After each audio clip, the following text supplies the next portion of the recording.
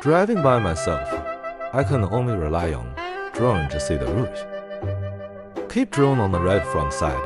I can see how wheels on the rocks. Another thing I need to head out the window to see the left side rocks. But off the seat is difficult to control the accelerator. It caused the front bumper cracking. It can't be back up anymore since this minivan has no LSD.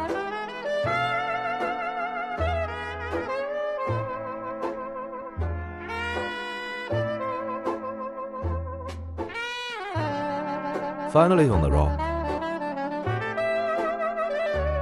Adjust the drone's position to seeing the rocks in the front better.